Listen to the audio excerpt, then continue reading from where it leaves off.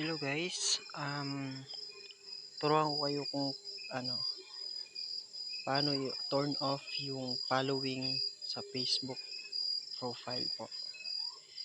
Ah, Una, click natin yung Facebook at dito po sa gilid sa taas is may tatlong tuldok ay tatlong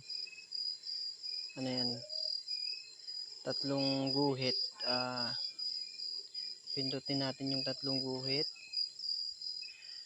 Ayan po, tapos pindutin din natin yung profile. Ayan guys, makikita natin yung tatlong tuldok din dito sa may ibaba. Pindutin natin at view as.